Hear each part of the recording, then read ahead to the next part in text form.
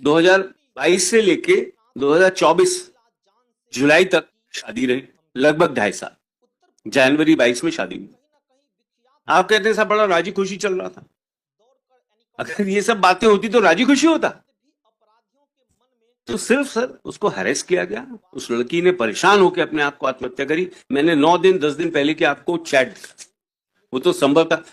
दूसरी बात, आपने अगर उससे पूछा कुछ बात है, उसका लड़की का मोबाइल पुलिस ने सीज कर रखा है, उसमें कुछ ऐसा नहीं मिला। वो हर बात शेयर करती है अपने भाइयों से, बहन से। उसके मोबाइल में कहीं नहीं कि ये मुझसे आज इस बात की बात कर रहे हैं, जयेश की बात पूछ रहे हैं या फर्स्ट मैरिज की बात पूछ रहे हैं। On the contrary, the girls mobile is in possession of the police.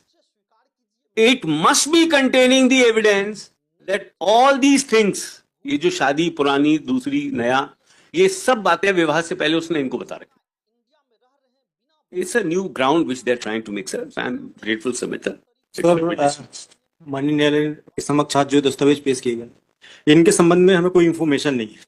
इनको विदाउट वेरिफिकेशन तो हम कुछ बोल भी नहीं सकते इसके संबंध में। बट जो केस है, केस के संबंध में इसके ब्रदर और फादर की जो बयान है, 64 के भी बयान है। 64 के बयान में भी ब्रदर ने बोला, पॉइंट तो मान ही रहे हैं कि फर्स्ट मैरिज हुआ था, उस पॉइंट का तो डिस्प्यूट नहीं है।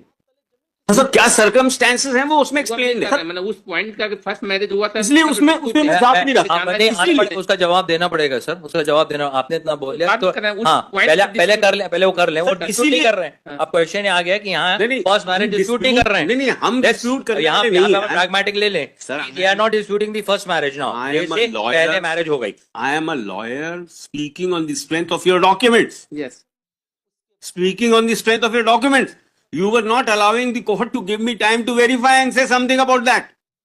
मैं तो आपके दस्तावेज पढ़ के बता रहा हूं क्या है वो, कि 19 का है। जो कुछ भी है वो उसमें, वो सच है, गलत है, झूठ है, सच है, किन सर्कमस्टेंसेस में, वो डॉक्यूमेंट कहां से आपको प्राप्त हुए, डॉक्यूमेंट है भी कि नहीं है, जेन्युइन है कि नहीं, मैं आज कुछ नहीं कह सकता। बट जो आप बता रहे हैं उससे ही समझ में आ रहा है। और आप कह रहे हैं 2 दिन पहले हमें मिले तो उसका कोई प्रमाण नहीं दे रहे आप। जिसको मिले वो जेल के अंदर बंद है। उसको इमीडिएटली मारी उसने पूछा, ही वाज अरेस्टेड, उसका mobile let my learner friend, उसका से लेके जिस दिन तक गिरफ्तार हुआ 2 महीने तक तो भागता रहा वो कभी नहीं भागा, तो पहले दिन गिरफ्तार था। अरे आपको पता नहीं है भाई, या तो आपकी मदर ने, क्लाइंट ने बताया नहीं। तो मैं बयान पढ़ देता हूँ। पढ़ ले जगत नारायण के बयान में और प्रखर के बयान में और जगत नारायण के प्रखर के बयान में आया है। प्रखर कौन? भाई जो last Jagat Narayan father sir, जो लास्ट ऑफ द डिसीज बात हुई है, जो उसी दिन बात हुई, उसके संबंध में भी इनने कहा है। मैं पढ़ दे रहा हूँ, मैं तीसरे पैराग्राफ पढ़ रहा हूँ। निखिल दुबे द्वारा मेरी बहन को स्थानांतरण कराए जाने हेतु आवेदन संबंधित विभाग में प्रस्तुत किया था। उसके बाद दिनांक 27/1/2024 के हाँ सर, पहला 2 से मेरी बहन के पास विवाह के समय जो जेवर थे, विवाह के पश्चात उक्त जेवर मेरी बहन के सास ने अपने पास रख ली थी। मेरे माता पिता के द्वारा विवाह में उपहार स्वरूप घरेलू सामान जो भी मेरी बहन को दिया था, वह मेरी बहन की सास ने सारा सामान भोपाल में रख लिया था। मार्च अप्रैल 2022 के आसपास मेरी बहन गर्भवती हो गई थी। मेरी बहन की डिलीवरी के बाद मेरे जीजा जी ने मेरी बहन के साथ मारपीट की थी। दिसंबर में उपरांत मेरी बहन कुछ दिन मेरे पास आ गई थी। लगभग 4-5 माह हमारे पास रही। इसी दौरान निखिल दुबे ने मेरी बहन से माफी मांगी थी। उसके बाद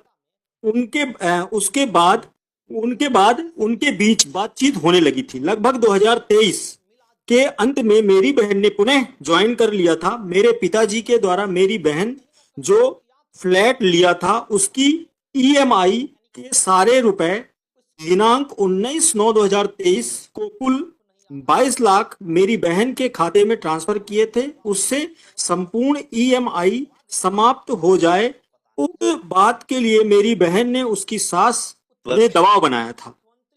निखिल दुबे मेरी बहन का स्थानांतरण कराए जाने हेतु आवेदन संबंधित विभाग को प्रस्तुत किया था। उसके बाद दिनांक 27/1/2024 के आसपास को मेरी बहन ने भोपाल में ज्वाइन कर लिया था। मेरी बहन को उसकी सास निरंतर घर के कामों को लेकर परेशान करती थी। इस दौरान मेरी बहन को एक हाथ ऊपर की और से जल गया था। मेरी दिनांक 21/4/2024 को मेरठ में मेरी सगाई हुई थी। उसमें मेरी बहन नकली जेवर पहनकर आई थी। उससे पूछे जाने पर उसने बताया था कि उसकी सास ने उसे पहनने के लिए गहने नहीं दिए थे। फिर मेरे मम्मी पापा दिनांक 29/5/2024 को पुनः भोपाल आकर के उसको 2 सेट जेवर देकर गए थे। जून 2024 के अंत में मेरे जीजाजी ने मेरी बहन के साथ पुनः मारपीट की थी। दिनांक 5/7/2024 के लगभग सुबह मेरी बहन मेरी शादी की खरीदारी के लिए बेंगलोर आ गई थी। दिनांक 8/7/2024 को फ्लैट से मेरी बहन भोपाल आ गई थी। दिनांक 8/7/2024 को रात को मैं, पूजा और मेरी बहन स्नेहा ने व्हाट्सएप पर वीडियो कॉल किया था और मेरी बहन पूजा ने बताया था कि उसकी सास और पति भोपाल में एक प्रॉपर्टी खरीदने के लिए उस पर दबाव बना रहे हैं। दिनांक 9/7/2024 को मेरी बहन का मुझे कॉल आया था। उसने रोते हुए बताया था कि निखिल जीजू कह रहे हैं कि अब हम तलाक ले लेते हैं। उसके बाद मैंने निखिल जीजू को कॉल किया था और मैंने उनसे बोला था कि कुछ समय के लिए ऊपर चले जाएं। वह मेरी बहन से लड़ रहे थे। इसके बाद मैंने अपनी बहन को फोन करके बोला था कि वह फिर से ग्वालियर चली जाए और मैंने भी अपनी मम्मी को ग्वालियर के लिए रिजर्वेशन करा दिया था। मेरी बहन जब सामान पैक कर रही थी तब उसकी सास और निखिल जीजू मेरी बहन से लड़ रहे थे। उस समय मैंने अपनी बहन की सास को फोन करके बोला था कि मेरी बहन को जाने दे।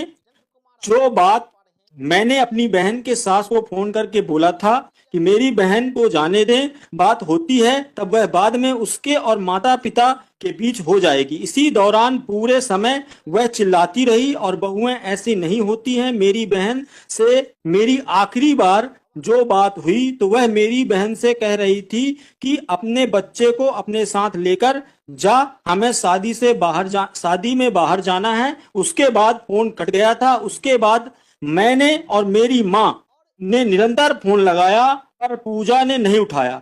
10:30 बजे के आसपास मेरी बहन की सास ने मुझे फोन आया कि तुम्हारी बहन ने दरवाजा बंद कर लिया है, वह गेट नहीं खोल रही है। निरंतर मुझ पर चिल्ला रही थी कि तुम्हारी बहन कैसी है कि गेट नहीं खोल रही है। लगभग 11 बजे हमें पूजा की सास ने फोन करके बताया कि पूजा के ससुर ने दरवाजा तोड़ दिया है, पूजा ने फांसी लगा ली। तो जो इनके बीच में जो विवाद हुआ है उसके संबंध में